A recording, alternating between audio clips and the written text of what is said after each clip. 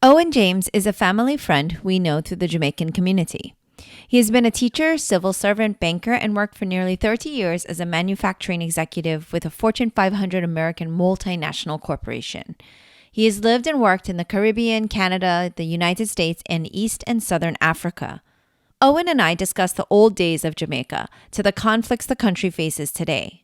He has authored 2 books about Jamaica and his experiences around the world.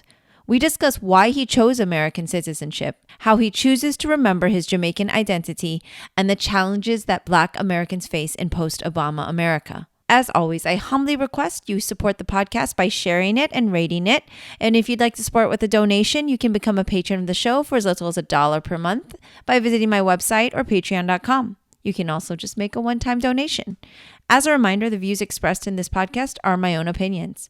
For comments or suggestions, please email me at mimi@culturechatpodcast.com or reach out on social media at Sifu Mimi Chan. Now, on with the show. Hi, I'm Mimi Chan. Welcome to Culture Chat. Thanks for joining the conversation.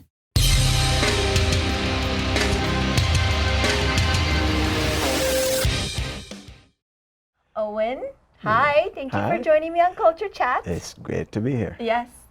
This is going to be a lot of fun because my listeners will get to hear me, move into a little patois now and then because you're going to pull me in. I just know it. Inevitably, I believe. It's true, but I'm very excited. Other than my mom, of course, actually, you're, I think, one of the first Jamaican I've had on the show, which is crazy, being that it's about culture, and it's such a big part of my culture. And I have talked extensively about food, and Yes, naturally, I've watched one of those. yes, talks. and naturally, Jamaican food comes up because that's my favorite. So, of course, you were born in Jamaica, and that's how we know you through our Jamaican connections. But tell us a little bit about your upbringing.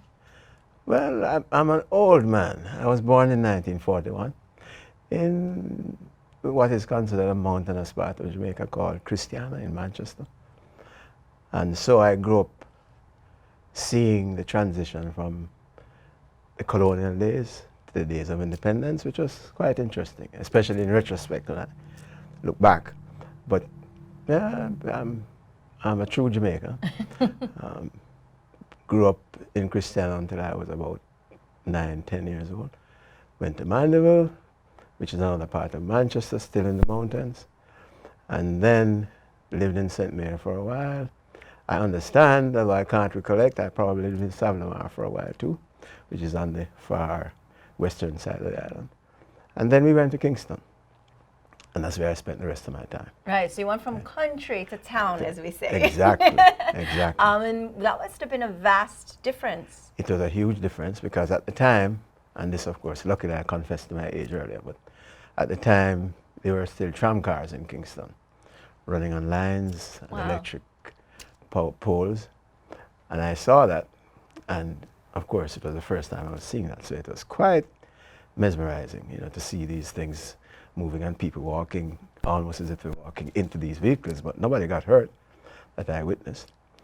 And then later on we had buses, and you wouldn't know this because you're too young to know this, but we had what we call chichi buses because they had air brakes, and every time they stopped they made this sound, so they call them chichi buses. I love it. So I saw all that transition. Yeah, and I know you've authored books and everything, and it all often highlights the conflicts in Jamaica, from poverty and murder to politics. But there was a time my mom always recalls. She goes, "Oh, we would sleep outside under the stars. It was very safe. We could just sleep outside on the porch and enjoy, the fresh air, so to speak." And my remembrance of the first time I was in Jamaica was for. Of course, you go to the beach. That's not Jamaica. That's not Jamaica. So, but Kingston was just really fully immersed. We were there, I think, for Chinese New Year. It was in the 90s, and it definitely did not look like anywhere I felt like I could sleep under the stars on the porch. Yes, you're right. There was a transition, and I think more than 30% of Jamaicans live in the city. So Kingston became a kind of melting pot, and you had literally what you call today ghettos, and they abounded, and that's where people came from the country into the city. there weren't as many jobs as they thought, and the jobs that existed were not paying enough money, which is not too different from it is today. But then the crime spree started probably in the, I would say, early 90s. And it was heavily influenced by politics, of course, as it is in most third world countries. So yeah, I lived through a time, as you referenced, where nobody locked their cars. Your cars were left open, keys in the cars. You didn't lock your doors, you slept with your windows open. And then it changed. And I think the change was a little deceptive because it didn't happen at one time. You know, it happened over a period, so you didn't notice it. And even the people who noticed it made adjustments. So, you know, you started to lock cars. Yeah, you made the tiny adjustments, and then it got bad enough where you had to make huge adjustments. But it's not so difficult if you have been making little adjustments all along, which is why Jamaicans who return home now are completely out of place. Because especially if they have left for 20, 30 years and you go back, you forget that not only have you changed, but the country has changed. And you still expect to be able to sleep with your windows open, and you never expect a confrontation on a bus, but you know, then you get a rude awakening. Because if you're there long enough, you're going to have an incident or witness an incident. So yeah, there was a time when that was true. Yeah. But it's different. Yeah, and I do want to speak a little bit about, because you said you actually remember the transition from colony to independence. Jamaican independence is in August. August of 1962 was when it came. Okay, what was the country like during that time period? Before? Well, the transition. The transition? Yeah. Oh, it was a wild celebration. Everywhere on the island, everybody was celebrating its independence. It meant a big deal, because Jamaica had gone from a total colony into self-government and then into independence. So independence never came immediately. There wasn't like a switch from being a colony to being an independent state. You went through periods when you were halfway on the way, and then independence finally came. And it was very heartening, very exciting for nearly every Jamaican. And it was widely celebrated at the stadium, for example. But independence comes with some advantages and some disadvantages.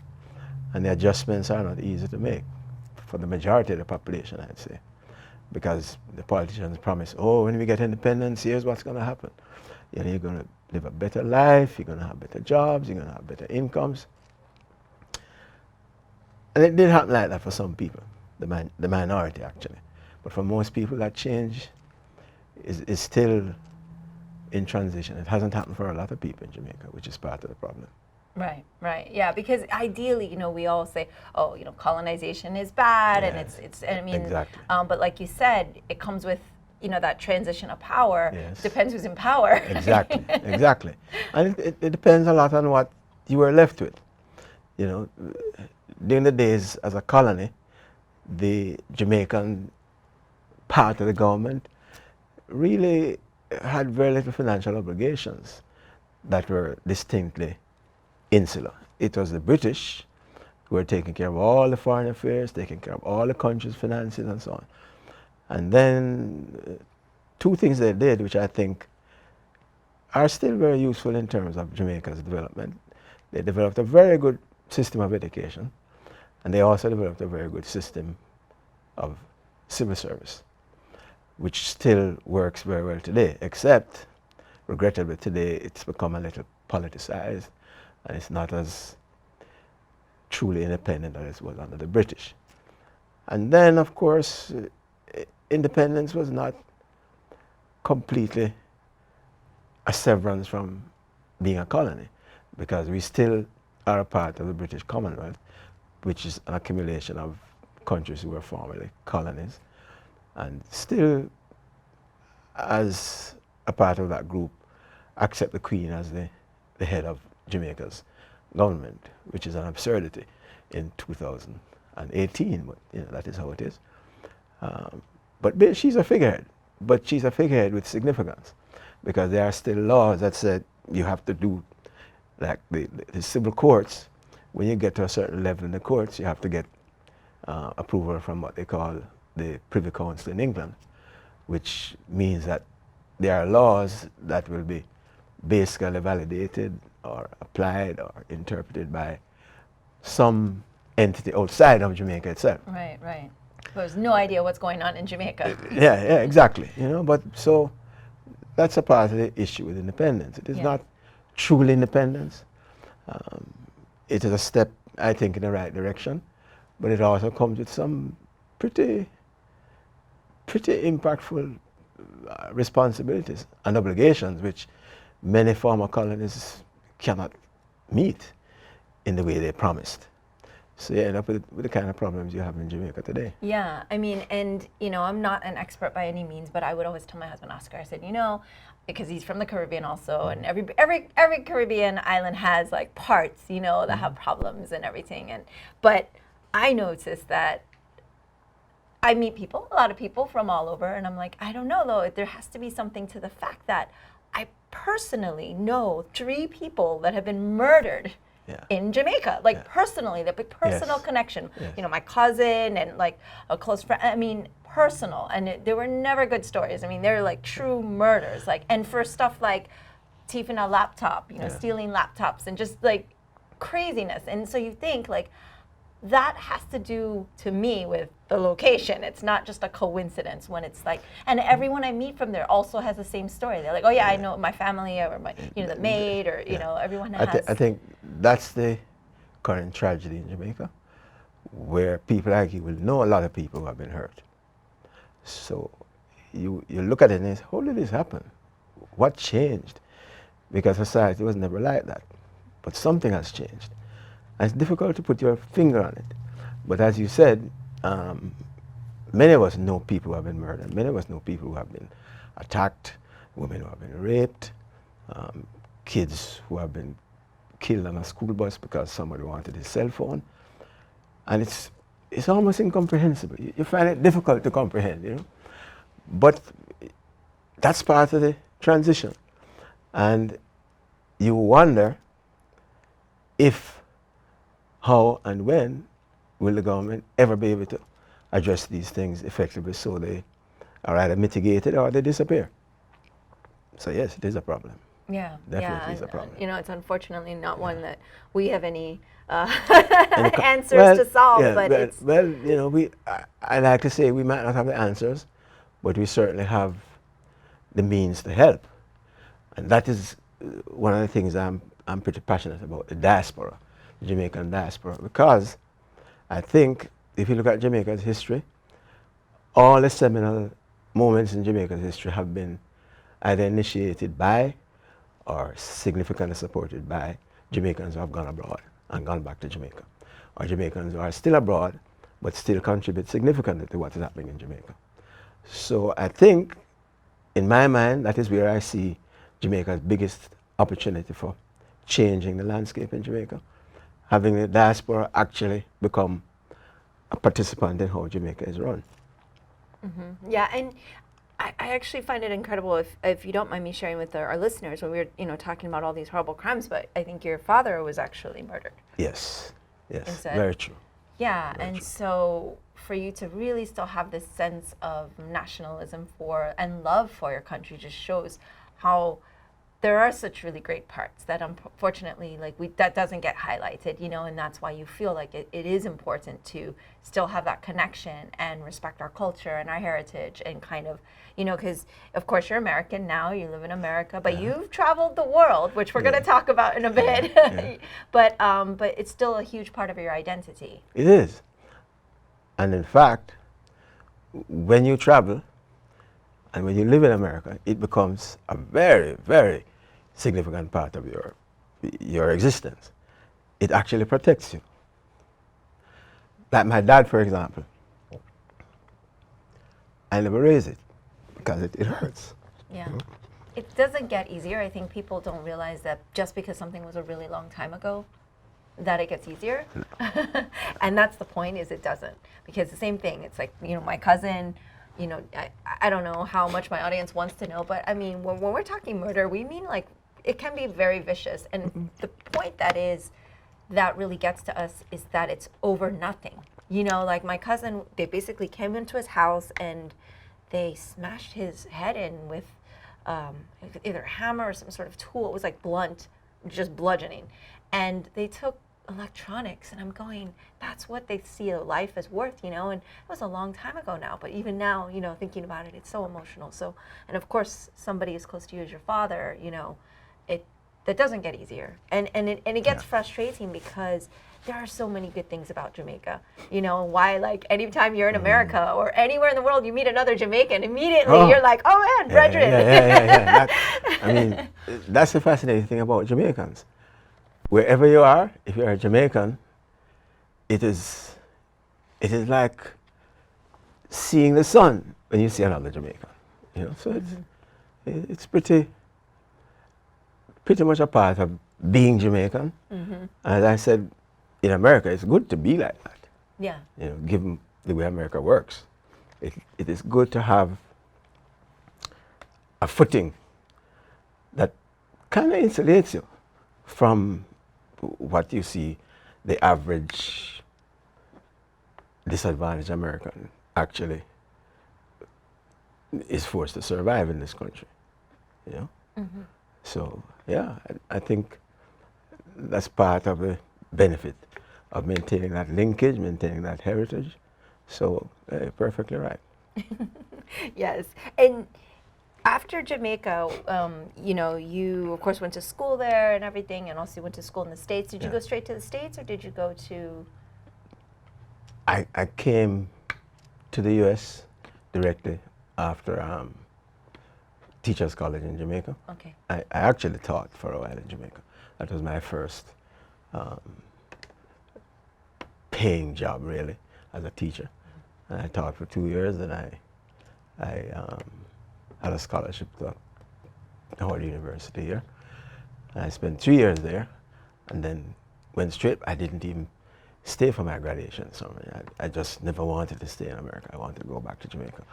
And I graduated, took my last exam, and I was back in Jamaica within a couple of weeks. Oh, and around what time was that? This was 1967. Okay, so what was America like for you then? Interestingly, I knew a lot about America even before coming here, because one of the things about the Caribbean is that at the time, and this goes back to the idea of being a colony, I knew much more about the British Empire and about the United States and Canada than I knew about Jamaica. And many people might not understand that, but that was how it was. Your exams, when you took geography, it wasn't the geography of the Caribbean or Jamaica, the geography of the United States, of Great Britain, and so you knew less about your own country than you knew about places like the United States and England. So I came here knowing a fair amount about the United States, and not as much as I should have about my own country. I did know that I didn't want to live anywhere else but Jamaica. So that's one of the reasons I went directly back home. Plus, as a teacher, because I got a teacher's scholarship, I was obliged to go back to teach. But even if I had not been, I would still have gone back home. So I wanted to go back home, not to live in America. Yeah. What city did you move to when you were here in the U.S.? Washington, D.C. Okay, you're right. Washington, D.C. Yeah, okay, so it's quite a big city too. Yeah, big city, very even interesting. compared, even though you went to town in Kingston, going to D.C. is a totally, whole nother level. Yeah, whole nother ball game. Yeah, was it? I mean, because you know that's like pretty much right on the brink, post civil rights era, post know. And so did you? It was immediately, because of course the civil rights laws started in '64. Right, and so we talk about transition. We all, or we're still working on it now. But what I mean is, there was still transition. So did you encounter any conflicts? Well, yes, but again, being Jamaican, somehow the conflicts never appeared to you the way they appeared to the native, I'd say Native Americans, especially the black Americans. They definitely saw it a little differently from the way I saw it, and many of my Caribbean colleagues. Not that we were indifferent, although some of us were, because we kept saying, why would people accept this kind of behavior and treatment? Because in the Caribbean, we, especially when you had gained independence, realized, oh, no, this guy from England, what is he trying to do here? I mean, he has to show this country respect, he has to show us respect.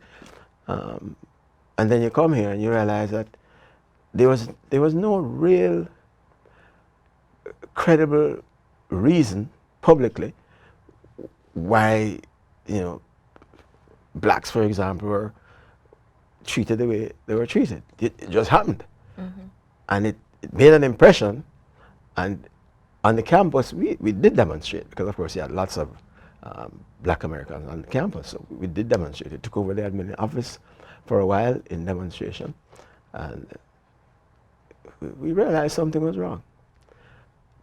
But you spend 3 years and you go back home, and you don't forget, but it's not really significant to you anymore until you go work for an American company, for example, a multinational American company, or you come back to the United States to work or to go to school again, and you suddenly realize that, oh yeah, this was something that should not be forgotten, and it's something that has to be addressed, which is, I guess, where we are today in America. Attempts are being made to address it, but there is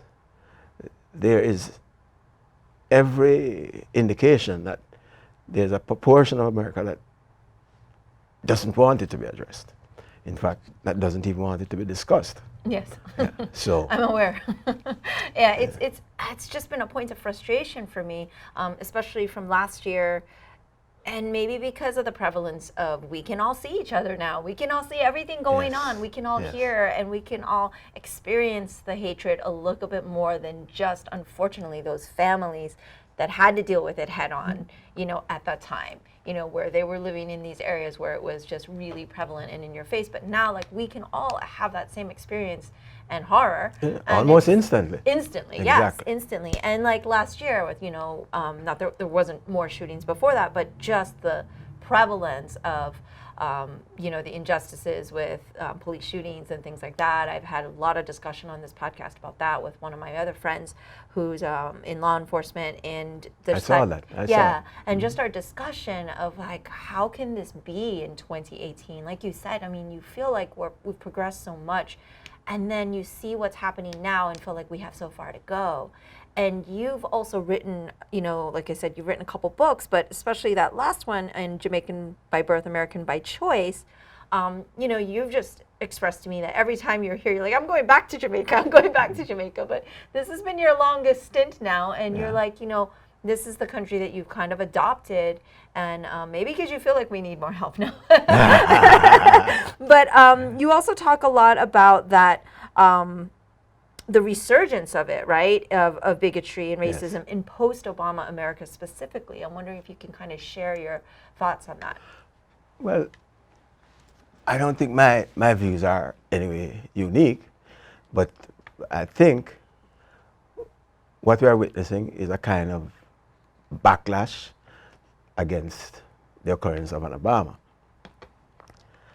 And I think many of us, I did expect it. Many people didn't. And it is hard for people to come to grips with the fact that a country that actually elected a black president is now a country that is trying to eliminate black people. It's complex, it's confusing, it triggers a lot of anger, but it's real. It's real. Yeah. It's very real. And I think I found myself, empathizing, of course. I'm technically a minority, but I mean, I'm Asian, right? So I'll never understand what it's like to be a black American. I'm not going to have that same, racism towards me and the injustices that I've seen, but what I try to do is to understand more and to empathize and to have conversations like these, because I think that's what's important. Like you said earlier in the podcast, that people don't want to talk about it, because it makes them uncomfortable. Well, too bad if it makes you uncomfortable, because it's kind of like, well, that's where you should know then something's wrong. Yes. Something's not right Precisely. if you feel a bit ashamed. Yes. And I think we're at a turning point where I'm hoping that, because there was a post-Obama backlash, that now we'll have maybe a post-current President Trump backlash, and hopefully there'll be that 360, but I don't know, and it's been very, like you said, you were prepared for it, maybe because you have experienced what you haven't seen. Like, you came here in the 60s, had gotten a demonstration, you're like, oh yeah, this is kind of weird in this country. Then you go back to Jamaica, where it's got different problems, right? A different set of problems, but you feel comfortable in your skin and who you are there, right? And then you come back to America and you're like, wow, we still got these problems. And then they kind of subside, or maybe they hide, right? And then now, the post-Obama, like you said, what's happening now, it's like this resurgence. And it's got to be really... In some ways, I look at it as a kind of death rattle. I like to think of it that way. In other words, people consider themselves privileged, advantaged because of their whiteness. I think many of them are recognizing that that's something that cannot last. It simply cannot last. And so I've concluded it's inevitable. It's gonna have its demise. However, there's a lot that can be done between now and its demise. In other words, you can see if something is clearly advantageous to you, if something puts you in a place of privilege, and you starting to witness that, my children might not have the same advantages, and I see these people who look different getting all these advantages that I used to get automatically, then you start saying, I have to stop this. But you can't stop it. You can delay it, but you can't stop it. It's inevitable. I mean, one of the simplest statistics is that a culture like white culture probably needs to reproduce, have nearly 3 kids per 100,000 to secure their dominance, right? And they're having less than 2 kids per 100,000. So you, just genetically, you're at risk, right? And I think they recognize that. And in recognizing that, they're saying, well, we need to make sure we have few of the other people. But that's not possible. The Hispanics are having 24 kids at the same rate, 24 kids to 2.8 or 3 kids. You don't need to be a mathematician to see what is inevitable. So then, instead of saying, how can I accommodate, how can I adjust, people are saying, no, how can I eliminate? How can I prevent? But it's something you cannot prevent. You simply cannot prevent it. So I like to see it as a kind of death rattle where, if you try to eradicate ants, you try to eradicate roaches, you just see them coming more and more, because there's something about existence that says when you try to eliminate it, it resurges. And that is what I think is happening with this whole issue and I've stopped using the word racism, because it is a very misguided word. You cannot apply the word race and racism to humans. There's just a single human race. So there's no way that I can be a racist to you or you can be a racist to me. You have to be a racist to some other external entity. And I think the way I prefer to say it is that it's basically tribalism. And it's white tribalism, because white tribalism happens to be ascendant at this point. And I'm saying this to say that if blacks behave the way white people are behaving to whites, I'd have the same problem. I definitely have the same problem. So we need to come to grips with the fact that, these changes are inevitable. So instead of trying to prevent them, how can I ensure that I make the transition without being devastated? But people are saying, no, I don't even want to contemplate that. I want to maintain my advantages. I want to maintain my privileges. And one of the consequences you witness today in white America is the rate of suicide. The rate of suicide among white Americans between the ages of like 20 and 35 is much higher than the national average, much higher than any other identifiable group in America. And I think, just as my own observation, is that these people are realizing, oh, 30, 40, 50 years ago, if I didn't even finish high school, I could get myself a good job. I could buy a Chevy, I could buy a little house, I could take a trip to Jamaica, for example. No, I can't do that. And I now see people who don't look like me being able to do that. Well, if you think that because those people are doing it, they are taking it from you, you have a problem. Those people are now able to do it because they have now made an adjustment that you have been unwilling to make. Those people who were disenfranchised, disadvantaged, who are now making progress that frightens you, you should say to yourself, well, how do I make my own progress now? How do I transition? How do I make this change? But these people aren't willing to do that. They are willing to say, no, I want the same advantages I had before. I not only want them, I demand them. And it's a mistake. No, not willing to earn them. Yes, they don't want to earn them. They never had to do a lot to earn them. Now that they have to do a lot to earn them because of the competition, they're saying, no, I shouldn't be required to earn it. I've always had it, I deserve it, and I'm demanding it.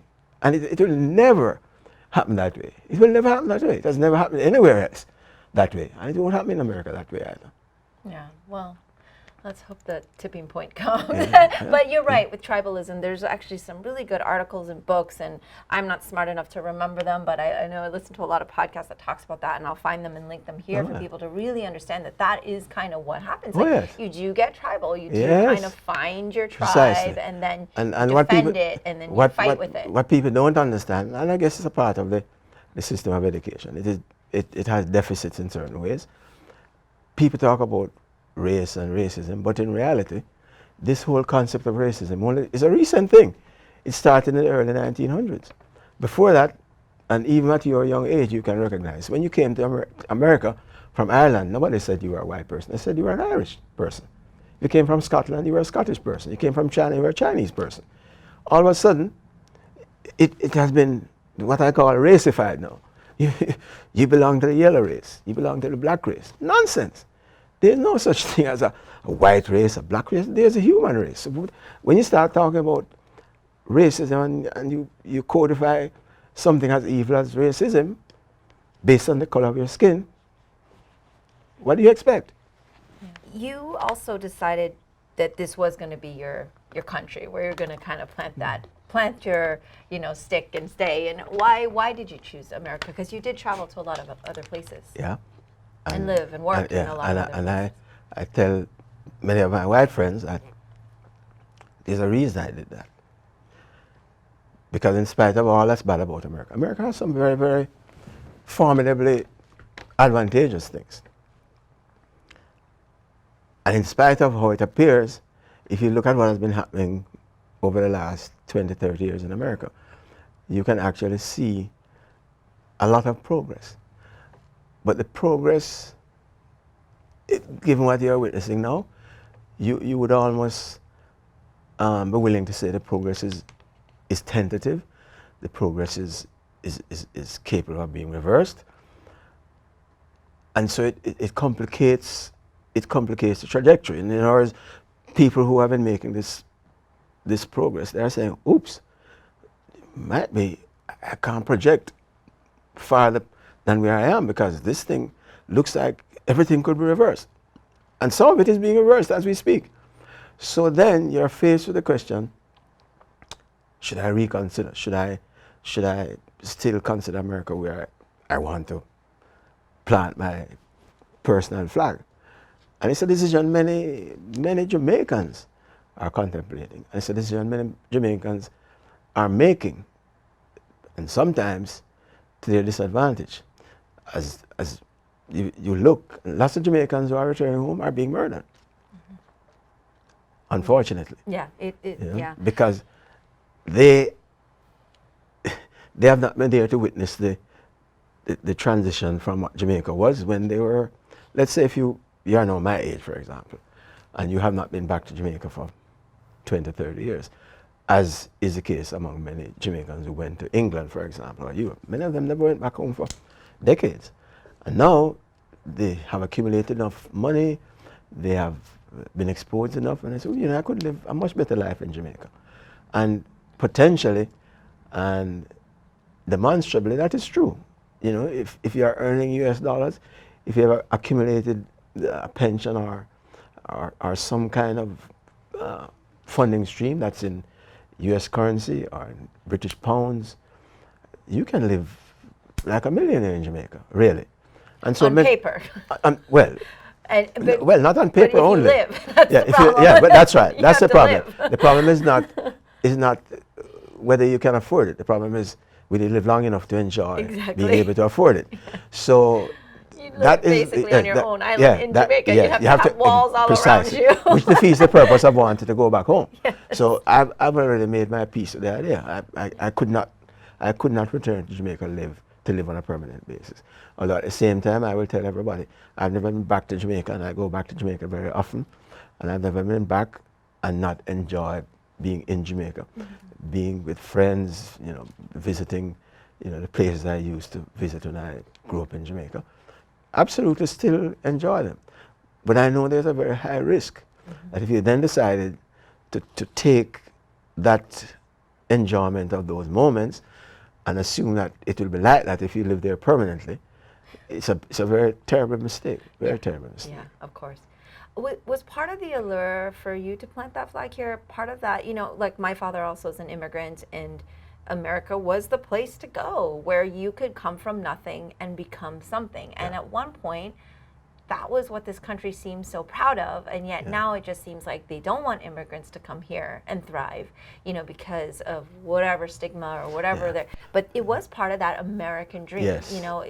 It was something where you could come from nothing, work hard, and then be rewarded from that hard work, like actually earn your way, versus being entitled, like what you were saying before. But I mean, you weren't born a millionaire. You've made your way, exactly. And have been able to work hard for everything you have. And I think, for the most part, I think America recognizes that they need immigrants. If you think about it, if you have unemployment at less than 4% in your country, it's considered full employment. So if you have jobs, and in fact, there are 2 million jobs in America that can't be filled because the jobs, the people don't match the jobs anymore. Because technology is growing at such a rapid pace that those 2,000 jobs are almost all in technology. So if you have not prepared for that, then who's going to take those jobs? Immigrants will take those jobs, as they are, right? This is the sense of the HB1, HB2 visas. So it's not that America currently doesn't want immigrants. They don't want certain immigrants, right? If you're Mexican, if you're brown-skinned, if you're black, then you're not such a welcome kind of immigrant to have. But if you're coming from Europe, that's a much better kind of comfort for the people who don't want this country to be diversified as it has been and will continue to be. So you're trying to, reduce the opportunity for people who are not like you from coming to America and succeeding. But this economy cannot survive given the jobs available and the lack of qualifications of people available to fill those jobs. So the only resource is the resource of immigrants. So it's okay for you to say, you don't want immigrants, you want to build a wall, but it's a self-defeating thing. You can't make the progress you wish to make without having immigrants come into this country. And that has always been the case. And it will not cease being the case. If you consider the birth statistics I just gave you, it cannot continue to be the case. So these people are kidding themselves when they say, build a wall, people don't want any more immigrants. I mean, people trying to come to America illegally, stop them at the border, separate them from their kids. I mean, it is so short-sighted. I mean, it's suicidal, in fact, if you think about it. The country cannot survive without it. Yeah, I actually just heard a podcast. One of my favorite, Malcolm Gladwell, today did revisionist history, and he was actually talking about, do good neighbors make good fences make good neighbors? And actually, back in, I think it was before the 70s, it was like people would just kind of go back and forth, and because of the restrictions, people don't go back. He goes, the end. Basically, the concept is, and the proof of what he kind of researched was basically if the restrictions weren't so the way they are, a lot of those Mexicans or even Canadians or whatever our borders are, they would come into this country, visit their family, and then they actually like to go back. Yes. But now you've made it where that rush of people that came in, they made it so that they couldn't go back, and then they ended up rooting here and everything, which is fine to have, you know, some immigration, but they actually created the problem that they're trying to combat now. Yes, they actually created that problem with these strict borders. And you know, it is a kind of travesty in a sense. America always preached, okay, we want to spread democracy, we want to spread freedom. So people come to America and they contribute and they leave, and some of them stay. And America has always admitted that if you come to America and you do well, it is actually beneficial, not just to you and your country of origin, but to America.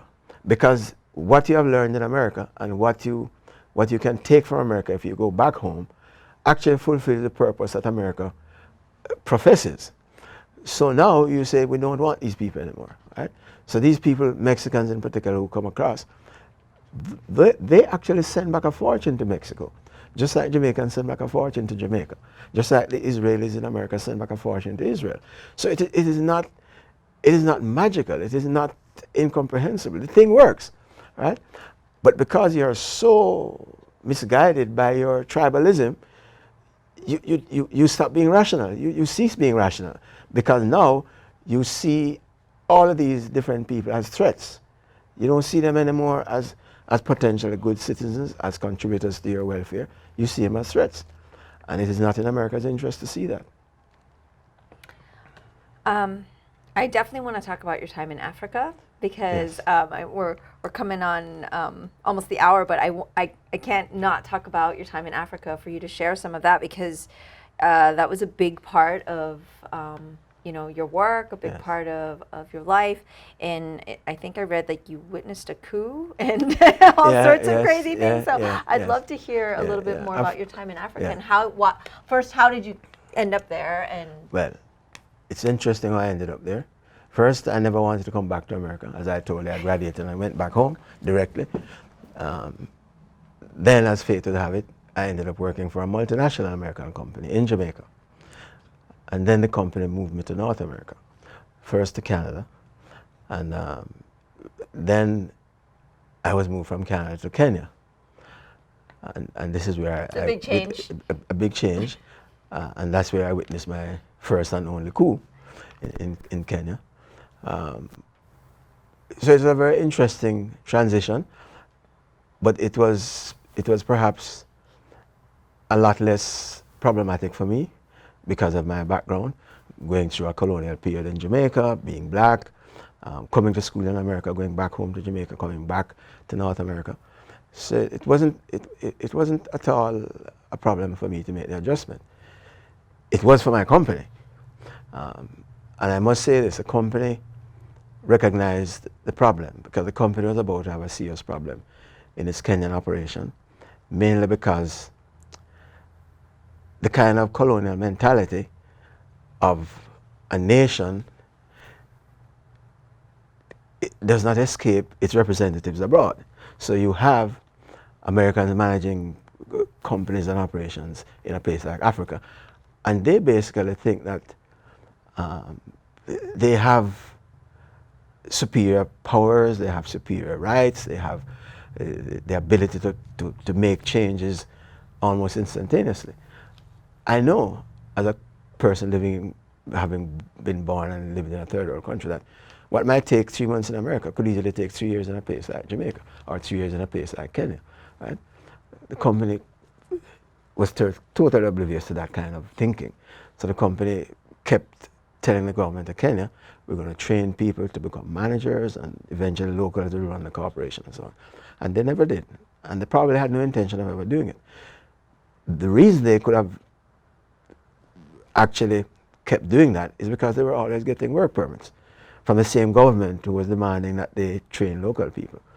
So there came a point when the government said, you know, I'm telling you, if you don't do something, I'm not going to get any more work permits.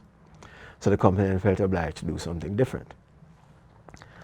So as a black person who was Jamaican, they figured that if I went to that company, I could actually, and they were honest about it. They told me that they think that given my person, fit in, yeah, maybe. I could fit in, and I could staunch some of the problems they're having and so on. And I listened, and I went, and of course my family went along with me. And it's an interesting experience, because the thing about Africa, which even our Rastafarians in Jamaica don't understand, is that you are not just a black person who has come to Africa, you're a foreigner. And the interesting thing about Africa, of all the dialects in Africa with which I'm familiar, there's no word in there for a black foreigner. There's only a word there for a foreigner who is always white. So I was considered a white person. And it's incomprehensible to the average person to understand how that happens. Right. I'll give you an illustration. We had a person visit one day when neither my wife nor I was at home. And the security guard told us when we arrived that we had a visitor. So we said, oh, did he leave his name? No, sir, he didn't leave his name. What did he look like? He said he was white, and he you know, is not African. So we assumed that it was actually one of our white expatriate friends who had come to visit. And then about half an hour later, the person who came to visit called, and he said, you know, I came by, but you guys weren't there. It was a black Guyanese, right, who was a foreigner, but because he was a foreigner, the security guard, who was native Zimbabwean, didn't see him as a black person. He saw him as a foreigner, and foreigners are always white. So he told us that. So I said to him, I said, so Patrick, this person who came looked like me. I'm not white. He says, yes, boss. You're a Muzungu, which is the word in Swahili for white. You're a Muzungu. So I'm a white person. I said, Patrick, he says, yes, you're a Muzungu. And that is the dilemma for many people. They think that because you're black and you go to Africa, you can fit right in. No, it's not. It's totally not the case. Wow. So you find yourself in a place of limbo where you're wondering if you'll ever be accepted as a black person in Africa, and you certainly don't want to be confused with being a white person in Africa. But it's something you had to work through, because it is totally confusing. And I sat with our marketing manager, who was a native Zimbabwean once. And I said to him, Edward, tell me, I've been here 9 months and I don't feel accepted, because I invited you guys to my home, to events and so on, and I noticed you never take your wives with you. So that made me a little uncomfortable. I said, but I feel like I'm still an outsider. What's the problem? He said, you really want the truth? I said, yeah. So I closed his office door and I said, just tell me the truth. And he said, and I'll never forget, and I think I quoted it in my book.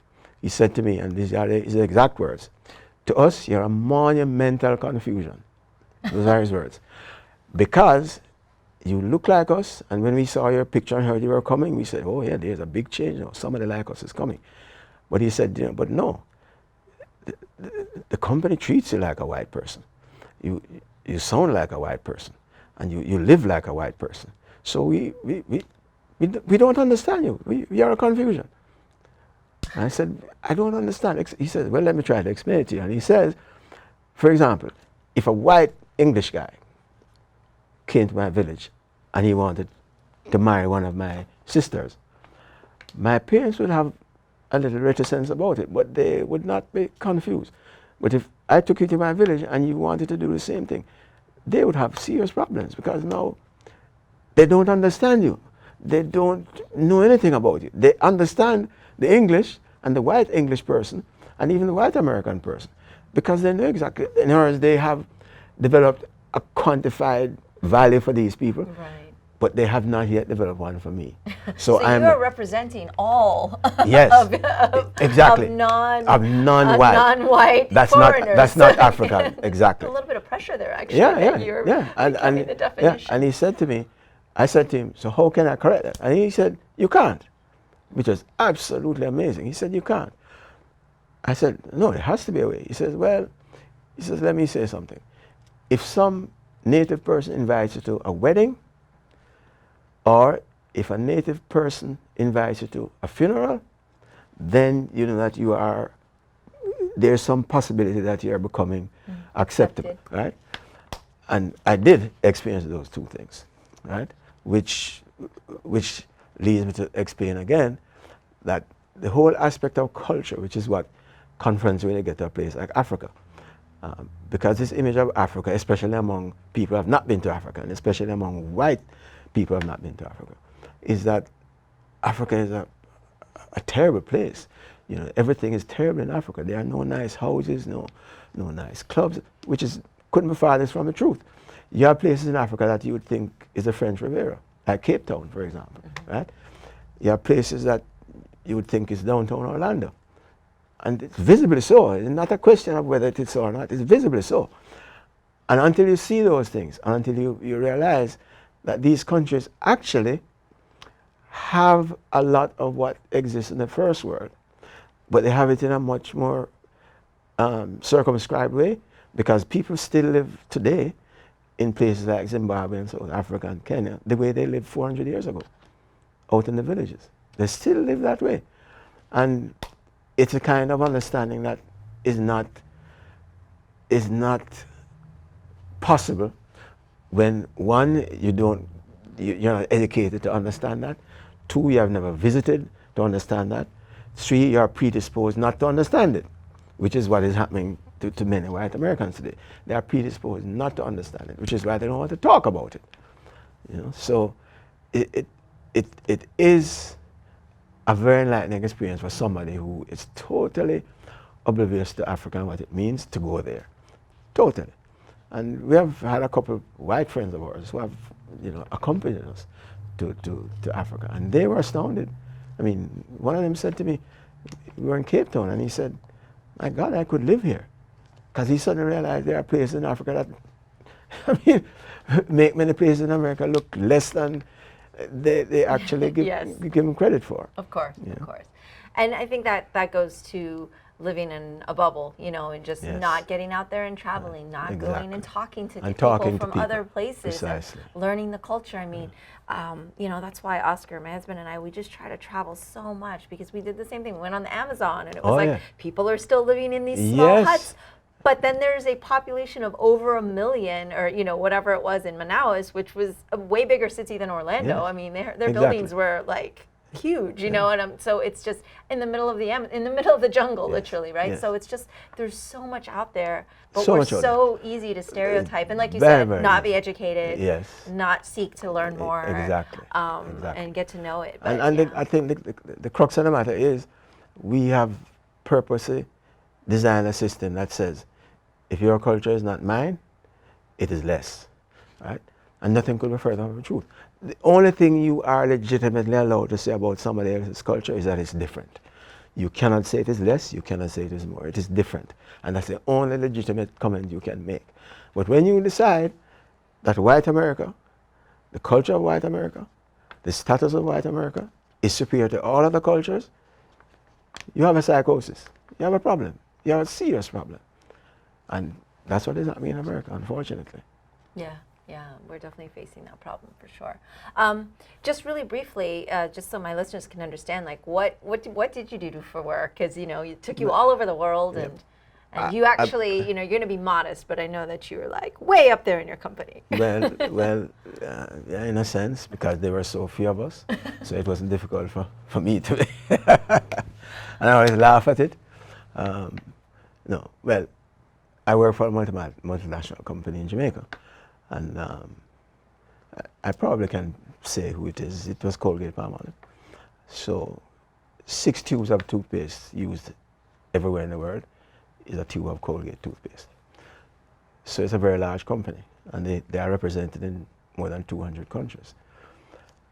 So the company moves selected executives all around to different places. And I happen to have been among that group of people who got moved. So the company moved me first to Canada, then it moved me to Kenya, then it moved me back to the US. And I worked in the US in places as different as Indiana, and lived in Kentucky, and New Jersey, worked in New Jersey, and then moved me back to Africa. But on my job in Africa, I was responsible for a region for Southern Africa at the time. So I traveled throughout Southern Africa, Malawi, Zambia, Botswana, South Africa, of course. And on the job, I had to go to India and to some of the companies in Europe. And what was your position? What was your responsibility? I was a regional manufacturing director. Okay, regional manufacturing director. Okay. So make sure everybody's doing everything right. Yeah, make sure all the factories are run right. Make sure all the factories are efficient, and make sure we can, when we need to rationalize product or plants, we could do that. And yes, at the time, I was the only person in the company doing that. And I realized that, again, partly because of my own background, I realized that the best thing I could do for people in Africa, for example, is to train them, which is what I basically committed as a personal commitment, with, of course, the support of the company. But it was a battle because the company would eventually agree to have training programs, many of which I designed myself because there were none. In other words, you're in a third world country and you get work permits so you can bring mostly white expatriates into these countries. And by and large, the companies are run well because the company has exemplary systems, so the company is run well. But then what happens when you can't get work permits anymore? And I finally convinced the company that it's suicidal. You need to make sure you have local people, because the day you can't get a work permit, who's going to run your business? Yeah, it will have to, then everything disintegrates. So I did set up a few pretty, if I say so myself, very impressive training programs, including sending people from Zimbabwe to South Africa, which was the biggest factory in Africa at the time, and a pretty large, well-run factory and company. So you train these people, and because you train them well and you expose them to, like I would take them when I was going to business meetings, I take them when I was negotiating, if I had to negotiate contracts, I would take them with me. So they get exposed to these things. Mm-hmm. Well, what happens is that local companies would now see these people as very attractive, because even local companies were not training their people because it was easier for them to hire a new person. Mm-hmm. And I'll give you an example. In Zimbabwe, the education system in Zimbabwe is exemplary. If you consider that English is not the first language of Zimbabweans, but their literacy rate in Zimbabwe is probably as high as Barbados in English. At least it used to be when I was there. And you could have a helper in your house who had the equivalent of a high school education. You could have a person packing soap in your factory who was 2 or 3 years away from having a university degree, because you had so many of these people who were educated who had no jobs. So you had it easy. You said this person is working out, you had another one. But I don't think they calculated the cost of doing that, because every time I had another one, whether you actively purposely train the person had a learning curve. So you're actually spending money getting the person over that curve, but it was easy just to fire and hire. Yeah. Well, I didn't want to do that. And in fact, I realized the problem because I tried to hire people who were already working, and I couldn't do it because I would have to untrain them out of a lot of their bad management habits. Mm-hmm. So I went to the university. I needed 3 engineers, and I went to the university and spoke to the dean of engineering. And he was astounded because nobody had ever done that before. For the same reason, it was easy. You find an engineer, you hire an engineer. So he said, why are you doing this? I said, because I interviewed about 10 people who are already employed. And I can't hire them because I'll have to spend half my time retraining them. I prefer to hire somebody who has never worked, whose understanding of responsibility and management has not been corrupted yet, and I can train him. So that's what I did. But as soon as I trained these people and I exposed them to the local business community, they were hired away, which created another problem because now the company is saying, why am I training these people? So the next issue was, how do I retain these people? And the way to retain them is to pay them more than the local people were paying their own people, which was another struggle. But eventually the company did it. So you started having incentives like, okay, I'd pay a plant manager part of his income in US dollars, which is a fantastic thing, Right. right? I'd give managers a company car, another fantastic thing, because the company pays for its gas, for the maintenance, and to local people, that's a huge advantage. So that's how you make a difference. So to me, it was very gratifying to have been able to do that. At the same time, after I left, I could see some reverses because, of course, the company started consolidating. It was not just the company that was changing, the world was changing. Countries like South Africa and Zimbabwe and Kenya were all changing at the same time. So the company, had to really become nimble. And in trying to become nimble, I think they purposely avoided doing a lot of the things that I would prefer to have seen them maintain. So that was part of the story. Yeah. Well, yeah, I think in any company, I mean, not as big as the ones you've worked for, but even within my own company, having a system in place is always the way to go, like in having something like systematic. So you've traveled the world, what's your kind of like, obviously you picked US to live in, but like what's one of your favorite places that you've been to?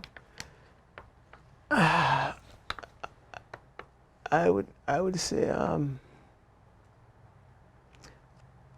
say Zimbabwe. Mm-hmm. Before I went to Zimbabwe the first time a year after Zimbabwe got its independence, which I think was 1981. Yeah, I think it was 1981. And Zimbabwe is a beautiful country, beautiful people.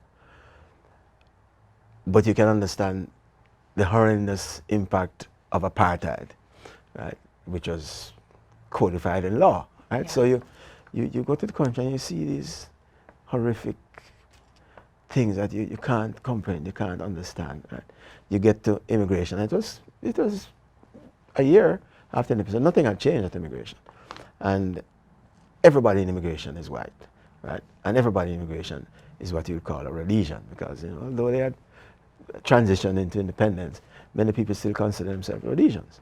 And in fact, today there is a small group, just as is the case in America, a small group that still wishes Zimbabwe was the way it was in 1980 and before.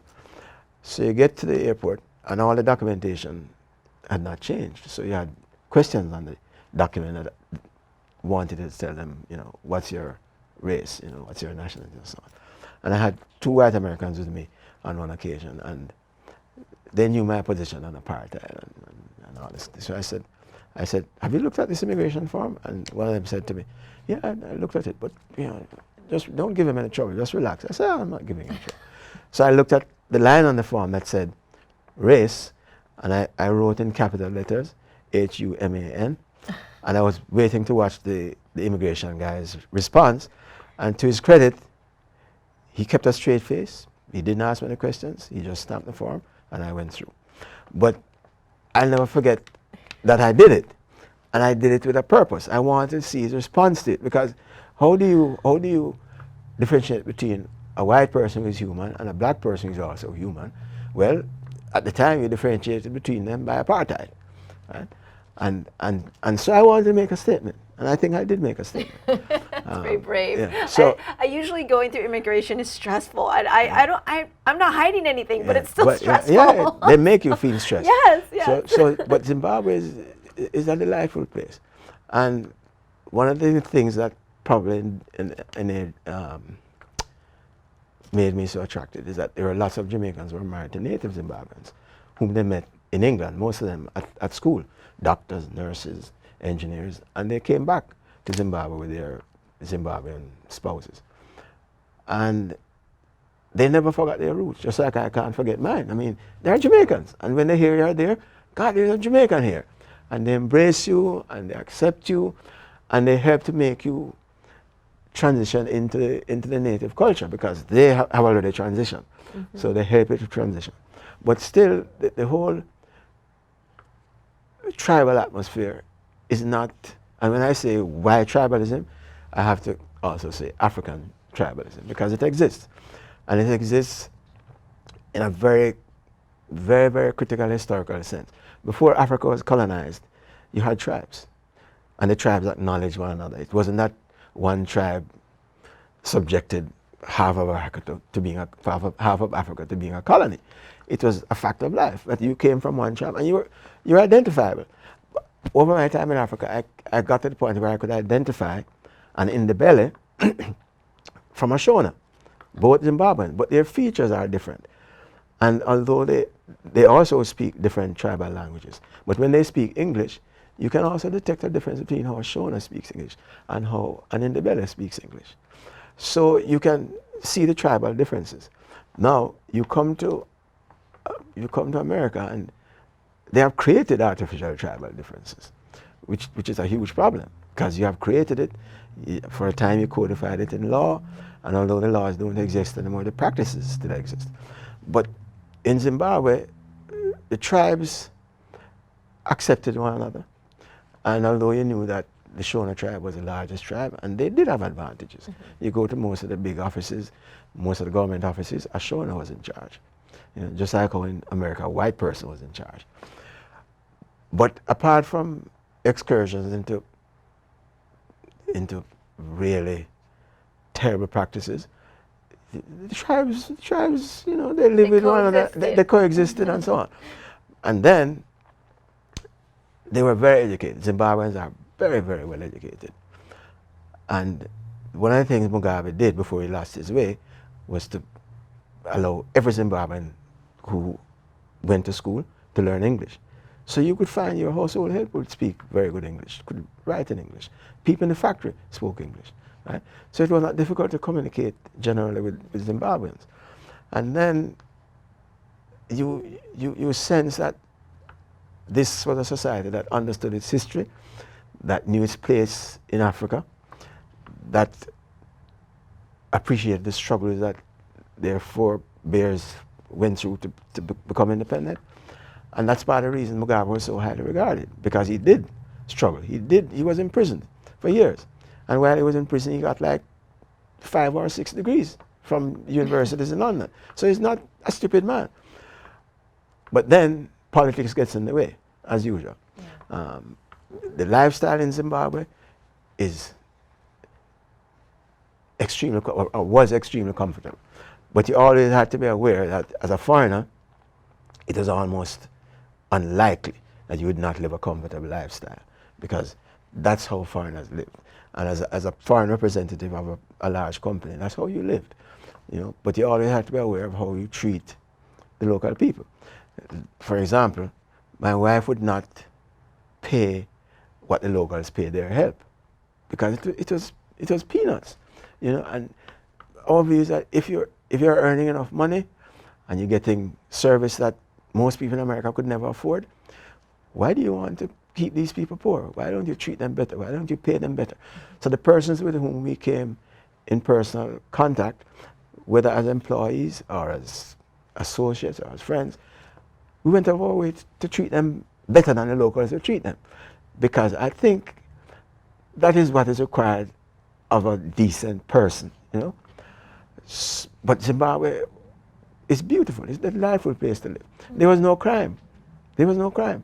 Yeah. In fact, there was an incident which people find interesting, where 2 young black guys, one of them with a gun, held up a white family. And this guy had retired.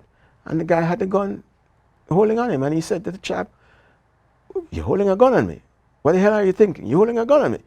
And he said, "You better get out of here with that gun." And the guy turned around and walked away, never shot him. Part of their culture says if you destroy a life for no good reason, the spirits will come back to haunt you. And I think that was part of how the British manipulated the society, for example. You don't kill. So you hardly had native people trying to exact retribution for apartheid. They didn't. I mean, I saw Ian Smith walking through the town of Harare unmolested. I couldn't believe it. I said, this guy that was such a hideous person, he could feel free and comfortable walking through the town of Harare with nobody ever accosting him, nobody ever threatening him, nothing. So it is it demonstrates that there's something about people who have been disenfranchised, people who have been exploited, that prevents them from wanting to exact retribution. And you just have to look at Nelson Mandela, for example, as another example. Why did he not say, you white people have to leave? Yeah? No, they have a society that says, life is worth preserving, we can coexist, as long as you do certain things, as long as you respect the culture, respect the people, respect the government. Today, in America in 2018, we are saying the exact opposite. Some people don't have a right to exist. Your existence is an offense.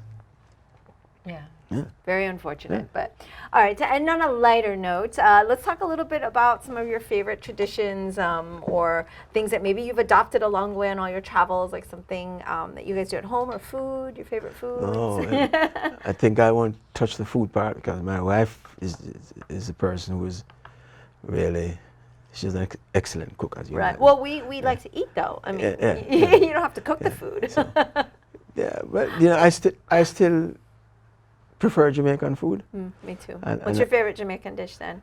I would say there's some conflict between stew peas and rice and escabeche or stewed fish. Oh yeah, both good choices. Yeah, but I'm adventurous. I don't like beef as a rule. I've never liked beef for no religious or other reason. I just don't like beef. But I'm pretty adventurous. If I go somewhere, I'll try the food. Because I think if you live in a place, you need to, like when I tell my friends I've eaten